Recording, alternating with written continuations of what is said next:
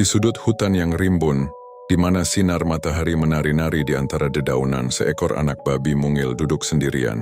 Bulunya yang berwarna merah jambu terlihat mencolok di antara hijau dan coklatnya pepohonan. Dia ditinggalkan begitu saja oleh tuannya. Terdampar di dunia yang asing dan liar, matanya yang polos menatap kosong ke arah aliran sungai yang tenang di depannya. Sama sekali tidak menyadari bahaya yang mengintai di balik ketenangan itu. Anak babi itu hanya duduk di bawah pohon besar, meringkuk ketakutan dan kedinginan. Setiap gemerisik daun atau ranting yang patah membuatnya terlonjak kaget.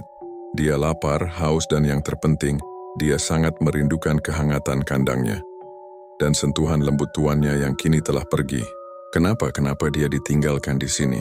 Pertanyaan itu terus berputar di benaknya, membuat hatinya semakin pilu. Sungai yang mengalir di hadapannya memang tampak jernih dan menyegarkan, tapi sungai itu adalah kerajaan para buaya. Permukaannya yang tenang menyembunyikan predator-predator purba yang sabar menunggu mangsa lengah. Dari kedalaman air, sepasang mata reptil yang dingin mengamati si anak babi. Itu adalah buaya terbesar di sungai itu. Perlahan, tanpa suara, sang buaya mulai bergerak, membelah air dengan moncongnya yang penuh dengan gigi setajam silet. Dia melihat anak babi itu sebagai santapan empuk yang mudah didapat. Tak ada induk, tak ada kawan, hanya hidangan lezat yang menanti untuk disantap. Buaya itu semakin dekat, kini hanya berjarak beberapa meter dari tepi sungai.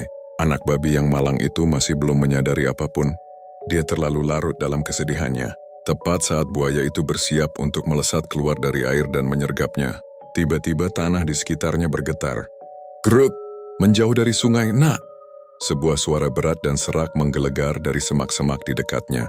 Dari balik rerimbunan muncul sesosok babi hutan besar dengan taring melengkung yang mengesankan. Matanya menatap tajam ke arah buaya yang terkejut. Babi hutan itu sebenarnya hanya ingin minum, tapi instingnya langsung berteriak saat melihat bahaya yang mengancam makhluk kecil tak berdaya itu.